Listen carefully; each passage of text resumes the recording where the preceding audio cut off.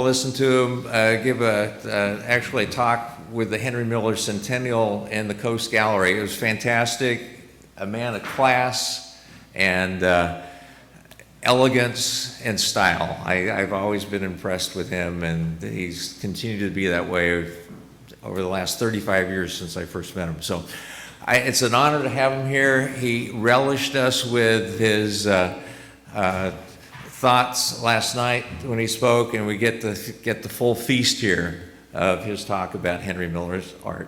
Thank you, Gary. Good afternoon. Thank you very much, Bill. It's very, very generous comments. Thank you. The art of play, Henry at play, not of the mind. When he wrote, he was in his mind, and when he played, he was on paper and water and color. He played.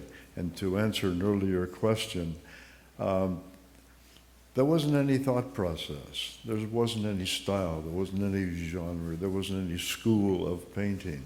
There was just play, and it was Henry. And childlike, yes, the Europeans would call it naive as a category, as a genre, as a classification. But Henry just played like a child, and that's really, you can intellectualize it as much as you want, but it's just play. Take some paper and a pen or pencil or colors and sit down and do the same thing, and you'll enjoy yourself and you'll just be playing. That's all there was to it. So let's see if I can get over here and take a look-see at what I put together. I do have 60 slides consisting of I knew Henry from 1991 till he passed in 80, which was only 9 years, but I've dealt and been his art publisher and dealer for 54 years, and this may be my last year for it. So I'm trying to get this in 60 slides, so if I go too fast, wave your hand or something. I don't mean to. There's quite a bit of material here. When I bought the gallery in '71 in Big Sur, Coast Gallery, I had been an English professor for 8 years. Following that, I was teaching writing at Asilomar, and then I moved to Malibu and found a sandcast candle and became a candle maker, which became successful. And I then moved to, Malibu, became a candle maker, then I moved from there into Big Sur and bought the Coast Gallery. I found a cachet of 2 portfolios of artworks of Henry, and I hadn't bought them with the gallery, so I returned them to Henry in Pacific Palisades. And I didn't know where he lived, so to get his address, I got a hold of his secretary of all the years he was in Big Sur, Emma White, who had his own gallery and bookstore. He had all of Henry's books. They were all signed from all over the world in all kinds of languages, 80 languages it turns out. And he had his own paintings as well, and that was his place, which is now the Henry Miller Library. When I walked up to his front door with these 2 large portfolios in Pacific Palisades to return them, this is what confronted me, and I'm going to read it. Well, you can read it yourself, but I'll just read it to you. When a man has reached old age and has fulfilled his mission, he has a right to confront the idea of death in peace. He has no need of other men. He knows them already and has seen enough of them. What he needs is peace. It is not seemly to seek out such a man, plague him with chatter, and make him suffer banalities. One should pass by the door of his house as if no one lived there. So there I stood, about to knock on his door, reading this proverb, saying, oh my God, what do I do now? So I stood there for quite a while, not knowing whether to go in or just take the paintings back to Big Sur, and then suddenly the door slowly opened, and there stood a very slight man at that age. He was in his early 80s at the time. He had shrunk quite a bit from his tall former self, And he was in his pajama, bathrobes, and slippers, and he looked at me and he asked me who I was, and I explained why I was there. And he said, well, he said, nobody brings anything back, don't you know? So he welcomed me in, took me to his ping pong table, took the paintings from the portfolios and like a deck of cards, tossed them out on the ping pong table. And then the next 4 hours, he picked them up and looked at them and said, this is a masterpiece, or this one should never have gotten there. So we went through all of the paintings and he loved them. And then I asked him at the end, after our long visit, I said, what should I do? What do you want me to do with them, Henry? He says, well, he said, take them back to Big Sur in the gallery. He says, I need the dough, don't you know? So I did, and then I became Henry's art dealer, art gallery owner at the time, and then proceeded to, there we are, the Don't You Know. I did the first show of his. I found there was an international art fair, and I contacted them, and we got approved. I set up a show. I called it Henry Miller Returns to Big Sur, and I had the show scheduled for Tel Aviv and then come back to Big Sur. I sent the paintings ahead to be framed in Israel, and then I packed up the rest of the show, including a large poster, that image there. And the corner image was taken out of his paintings by a graphic designer in Mill Valley and made the logo for the show, the Star of David and the crescent. Little did I know or think at the time, we're looking at an image that symbolizes both Jewish and Muslim religions. So that was purely intuitive and not the smartest thing that could have been done at the time. So I went to Tel Aviv and got there, and as I mentioned a little bit last night, arrived to set up the show, and the show didn't arrive. El Al Airlines went on strike. So we had the show anyway. We won the poster contest for the year, but Henry was disappointed, as was I, about the show. But I did get to meet the Schatz family, Bezalel Schatz, and his sister in Jerusalem, and spent a couple of weeks there. As you know, most of this, I'm just going to paraphrase some of the things that are written there just for the sake of time. You know all about him by now, and you know a lot more about him than I will ever know. I call him an intellectual and raconteur, and you know the basic story of Henry. He sold very few paintings, as has been mentioned by the previous speakers. He traded them for cups of coffee and medical bills and food, art supplies. Gary Koeppel, he was mentioned earlier by one of the questionnaires. He was a very dear gentleman. He was Henry's Japanese publisher who put Henry on the market in Japan.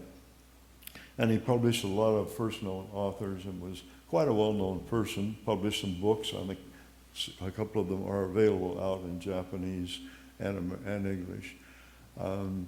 And he published Henry's work from 48 to 73.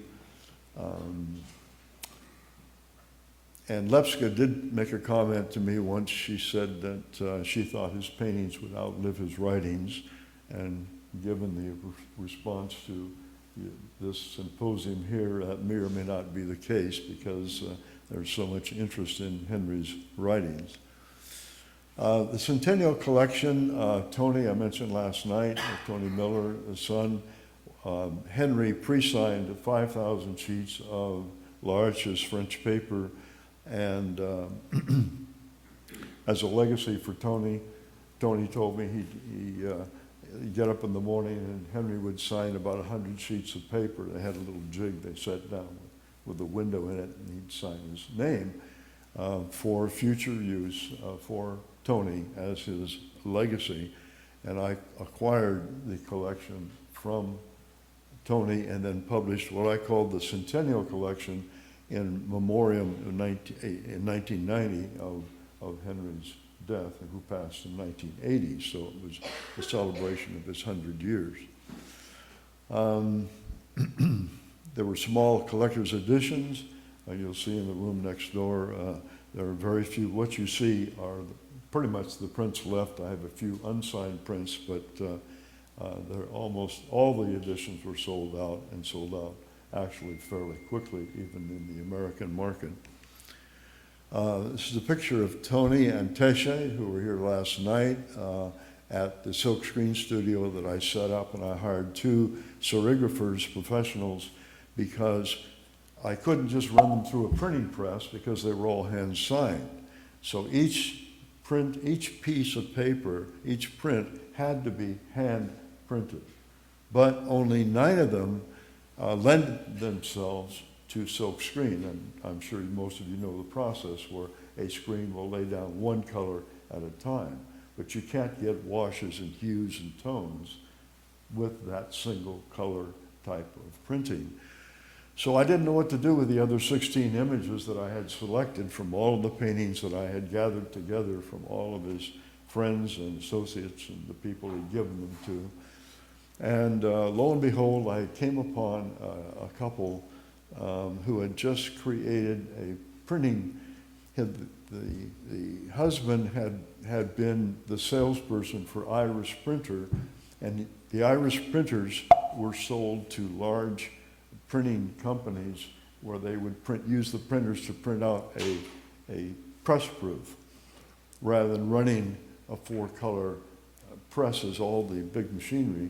They would run these one at a time just to get a press proof. Well, he came up with the idea of using them in the art world, and that's where Shigley printing for art prints actually occurred. And I was their first customer. It's called Harvest Productions in Los Angeles, and I was delighted to find and it's a computer, it's a jet. Shigley means jet, a spray jet in French, I believe. And it, correct me, I have no French knowledge to speak of. But it's a spray which is computer generated, and it's the most qualitative replication process that man has created to date. And it's just a magnificent, you can hardly distinguish the original from the print from the original. A lot of these now, the next few slides, I think I'll just remove myself in silence and let you read them. They're just blurbs from they're Henry's quotes with a picture of Henry juxtaposed to one of the 25 images of the Centennial Collection.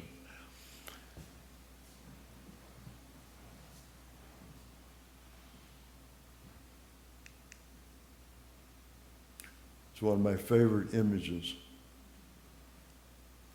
Give me a little hope, give me a little sky, give me a lot of love. To paint is to love, and to love is to live life at its fullest.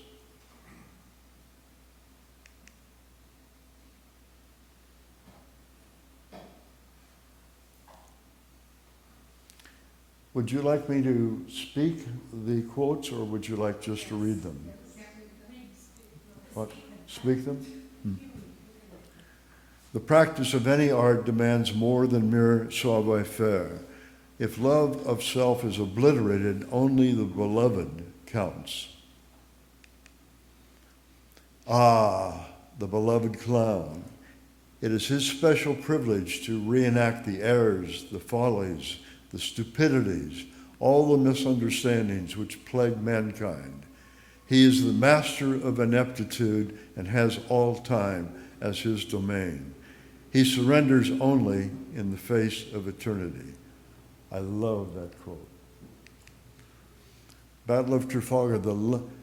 In London, I recently saw a Utello battle scene in the National Gallery. He did not depict the battle scene, he depicted the state of his soul.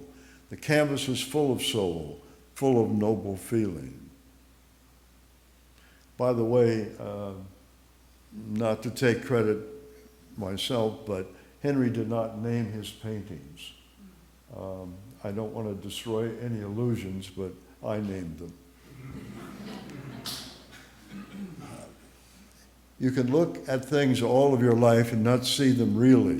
This seeing is, in a way, not seen, if you follow me.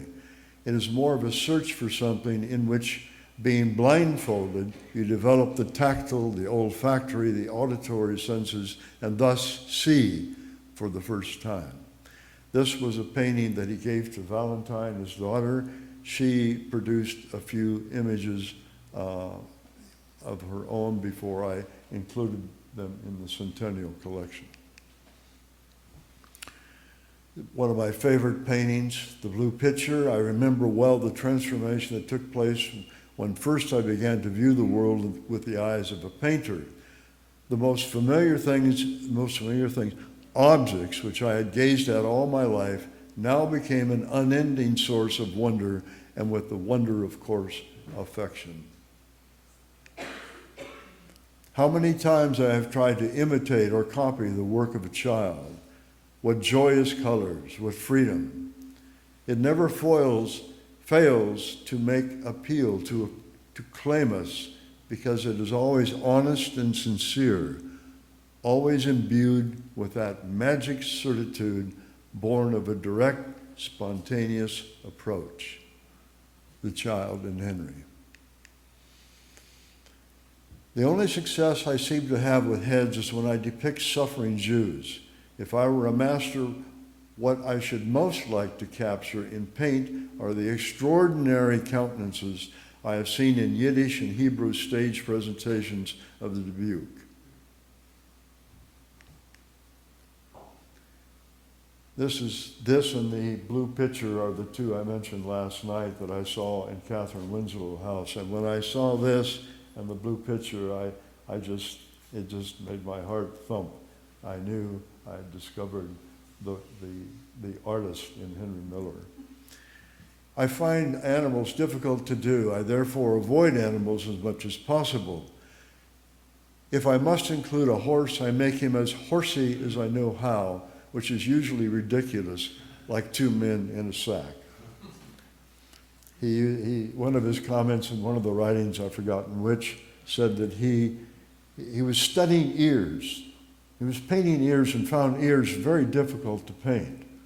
So one day he was in New York and he stopped at the street crosswalk and he was standing and looking at a man's ears just to study them. And the man turned around and looked at him like he was some crazy fool. He said, "No, I'm just studying your ears."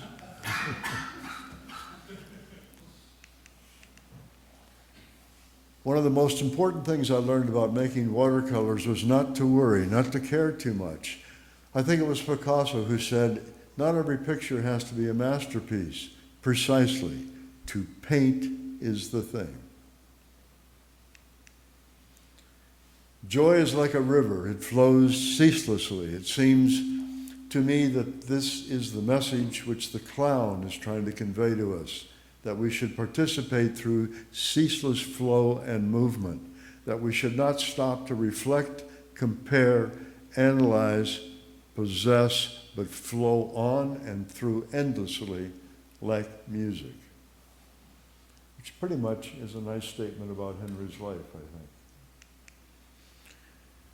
The child is keenly aware of our aura which surrounds men and things. Grown-up children like myself who are often only adult-pated adolescents forget about all of the aura, just as the scientist forgets about the dwarves which inhabit the metals. Delightful. Jerusalem, I love this one. To paint is the thing, not to turn out masterpieces. Even the creator in making this world had to learn this lesson. Certainly, when he created man, he must have realized he was in for a prolonged headache. Such truths are written by mere mortals. Huh? The gesture, the clown, appeals to me deeply, though I did not always know it, precisely because he is separated from the world by laughter, what we call mirthless laughter. The clown teaches us to laugh at ourselves, and this laughter of ours is born of tears.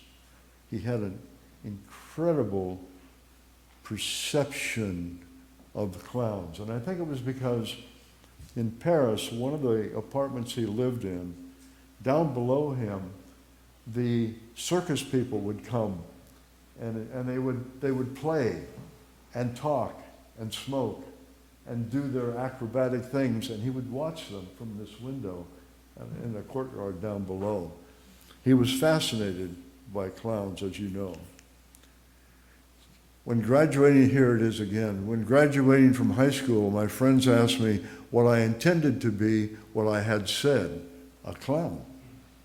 I recalled how many of my old friends were like clowns in their own behavior, and they were the ones I loved most. And I later discovered to my surprise and that my most intimate friends looked upon me as a clown. Just a Brooklyn boy. A clown is a poet in action. He is the story which he enacts. It is the same story over and over. Adoration, devotion, crucifixion. Smile at the foot of the ladder. To paint is to love again, and it is only when we look with the eyes of love that we see as the painter sees. To see is not merely to look. One must see into and around. This portrait is for Lepska, his wife, and father of the two children. Marseille, the watercolor has affinities with the sonnet or the haiku rather than the jerry-made. It captures the flux and essence, the flavor and perfume, rather than the substance. Ambiance, that is whatever the watercolor rends par excellence. Ambiance. Inarticulate ambiance. Pablo's guitar. When in Paris I asked Picasso what it was that made him paint, how did he get started? And he said to me once, "Henry, don't think about it, just do it." This is a quote that Henry gave to me about meeting Picasso. Paris. Whenever the eyes fall on Paris, there is a color, a regularity, whimsy, individuality, together with all the evidences of age and use, the patina of life lived. And those of you who have been in Paris know that quote is particularly true. The patina of life lived. When I take up the brush, I am so prepossessed with the idea of making something resemble something that I lose track of reality.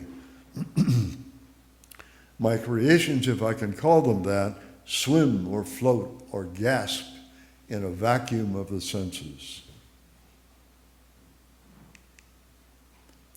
The circus is a tiny, closed-off arena of forgetfulness.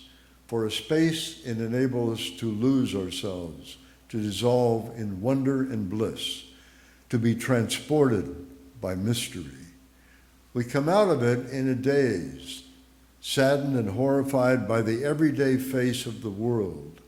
But the old everyday world, the world in which we imagine ourselves to be only too familiar, is the only world, and it is a world of magic, inexhaustible. I think the quote fits that particular painting quite well. Sunday afternoon. Tropics. What sustains the artist is the look of love in the eyes of the beholder. Not money, not the right connections, not ambitions, but flattering reviews.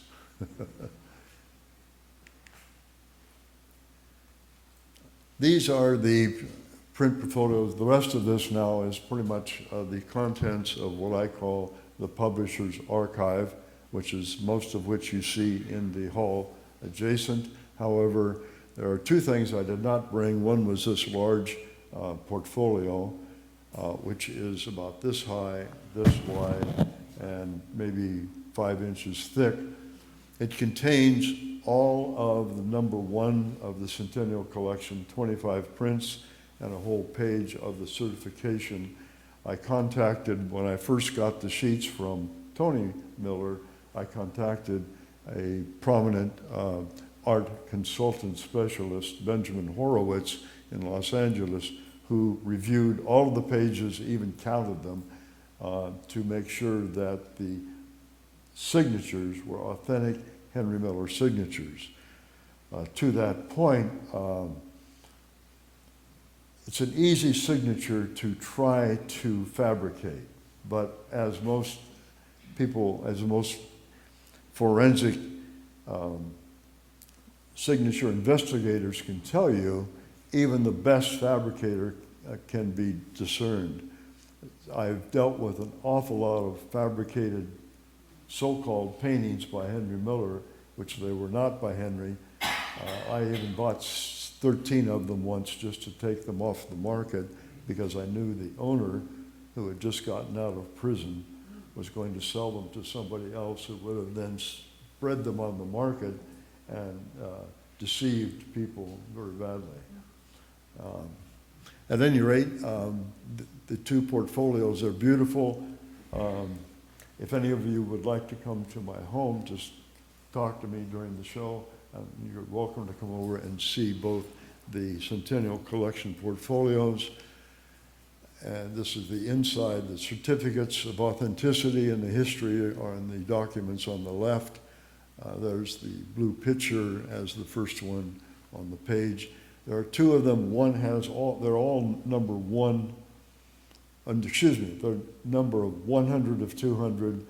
And the other portfolio, the second one, is HC, Hors de Commerce, number 7 of 7. That was 1 of 7, excuse me. These are catalogs. To the left is a print catalog. The right is the book. We published the paintings of the Centennial Perspective.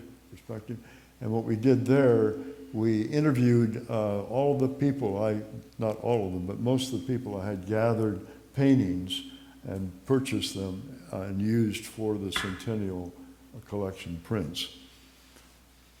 And that book is available in the room. It's a nice book. It's Deborah Johansson is the one she worked for me, and she put it together, and I gave her the credit for it. These are just the certifications, declaration of triage, certificate of authenticity, list of the prints, biography of Henry. Two more catalogs. One is the serigraphs, the 9 serigraphs that has the picture in it of Henry and his daughter Tesha in the serigraph studio. And the other book is another Centennial collection. And that should be in your packets as a gift from me to you. If you don't have one, let me know and I'll give you another one. This Smile at the Foot of the Ladder is the second thing I did not bring to the exhibition here. It is a book very difficult to describe, but I'll give it a shot. It is about maybe 18 inches by 12 inches roughly, maybe 14 inches. And it's a plastic cover that you slide out, and the cover has the red nose and the black on it. That's painted on the cover. So you slide it out, that's all you see on the plastic cover, acrylic cover, thick.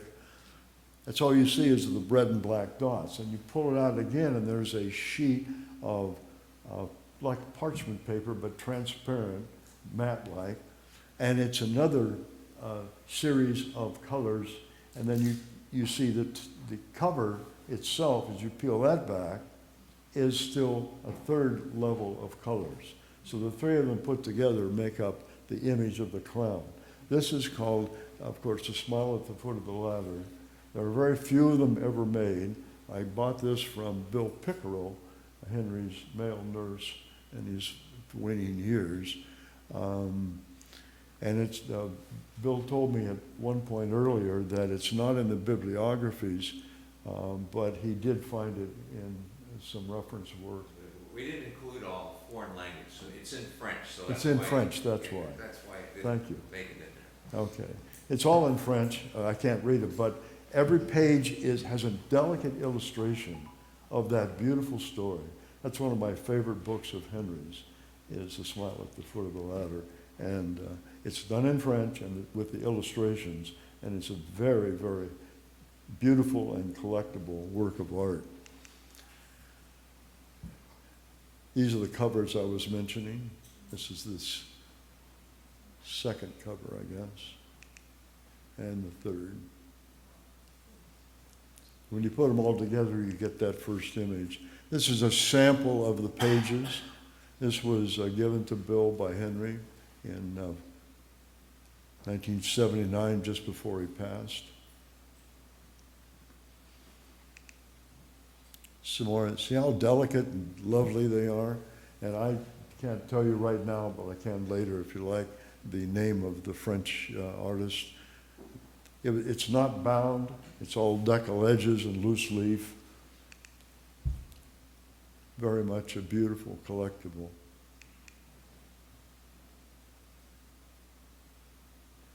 This is the tirage that Bill was able to provide me with.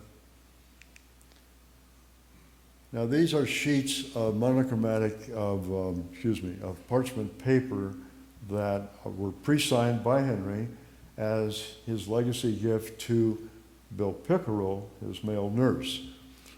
And you'll see them on the wall in the exhibit. What I did is I took etchings that Henry did both from the 1952s in Berlin to later on. He did etchings on metal plates and then had some prints made. I took the images of the etchings, just black and white, and overlaid them with a single color. I call them my monochromatic prints, the monoprints. And you'll see there's, I believe, 8 of them on the wall in the exhibit. And these are the 8. I'll just kind of whip through them there. That's a really nice head portrait of Henry.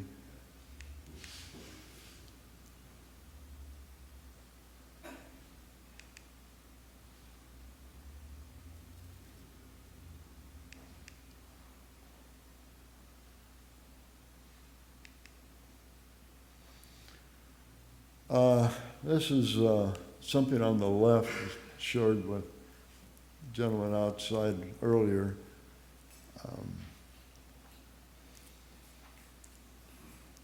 You want me to read this? Yes. Childlike, whimsical, naive, and bursting with color, Henry's paintings came alive with his clownesque playfulness, his delight of discovery, and his vibrant use of primary colors. Some have called his paintings picture stories, but unlike a story, his paintings have no beginning and no end, just the middle. And unlike the written word, there is no theme, no message, no meaning. There's only what you see, and that is what you get. Some of the images he created were recognizable, while others were indiscernible, but it mattered not to him because, with his writer's mind asleep, his awakened artist spirit soared as freely and as wildly as a child at play. Sorry about that. The curse of the cell phone. Henry's art was the art of play. And there's a studio in Big Sur in the background, and you can see just a little bit written on maybe a piano. It says, and play, I think it says, come and play with me. So you can read and play with me on the very left there. And the box in the front is something that I had fabricated using AI. Bill Pickerel showed me a photograph of Henry. Is Tony here today? I don't think so. Tony, are you here? No. No. Okay. I'm more comfortable saying this story without Tony in the room. This is that box is the picture that I saw Bill Pickerel shared with me. But I didn't take a picture of the picture, but I always pictured it in my mind. It was a shoebox, and in the front of it, it read, Henry Miller, his birth dates, County of Los Angeles. those are the ashes of Henry Miller in that box. And it shocked me to see it. It humbled me to see it. But I wanted to share it with you because it has more meaning than I have been able to noodle. But for all that this man created in his life, and this is his resting place in a cardboard box with a County of Los Angeles sticker on the end of it. It just, I don't know what it means to me really, but it has a lot of meaning, whatever the hell it is. This is about me. You don't need to know much about me there. The Publishers Archives, okay, this is what's over there. There's the last centennial prints that are available. The last Japanese, a few Kubo prints left over there too. The new signed mono etchings. I have just a couple of original paintings and 2 or 3 drawings. The Insomnia box portfolios, I didn't bring those either because there was no secure case to put them in. That's security is an issue over here. And then Into the Nightlife book, you've seen those. Foot of the Ladder book, you've seen that. My files, I didn't bring those. I've got about 10 banker's boxes of files. And I have tape recordings that a lady here told me her husband, and she created the original tape recordings. I seem to have a copy of them. We need to talk a little later in the show on that. So that's the Insomnia prints. One was given to me by Harry Dickens Ross of Big Sur. The other I've forgotten where I got. But there are box sets of Insomnia prints. The prints that the images that he created when he married Hokie. And here he was 80 years old or whatever. And she was like 15. No, not true. Hokie was maybe 20. She was a torch singer in a nightclub. He would come and sit at the nightclub, and he fell in love with her and married her. And then he had nightmares, this insomnia of the devil at large, because he realized after he married her, 80-year-old man and a 25-year-old woman or whatever she was, didn't make the best match in the world. That's a little bit of the background of the Insomnia prints. These are some of the contents, pictures of Hokie in Paris when she was young. You might see from the photograph a little difference in age there. And these are just to go through some of the, you don't have to read all of the verbiage there. It's not that. There's a picture of them. And no reason. I mean, Henry fell for her, and you can see why. She was a cute little dame. And so then the catalogs, and catalog on the left and the exhibition poster on the right were the show that I put together for Japan. And it was in the Daimoro Museum I mentioned a little bit last night at the top of a high-rise building, 10,000 square feet, and with a lot of Kubo prints, all of the centennial prints, and I had gathered together 120 original paintings, both that I own and collectors contributed, and shipped them to the exhibition. And we had his memorabilia as well, his 1925 Paris travel trunk and all the contents of his robe and pajamas and glasses and paints and brushes, and they had it all set up and organized beautifully. I just shipped it there and they put it all together, and it was a very successful museum. This is an old catalog from Sadahiro Kubo. These are some of the monoprint etchings and these were stone plate prints. If those of you know what a stone plate, you have about a 4-inch, literally stone plate that's 4 inches thick, and the A color is etched in the top, and the original, what is now silk screen prints, came from the stone print history. and Sadahiro Kubo, these are really art prints. They're very difficult to produce, and I have maybe 3 or 4 across the way.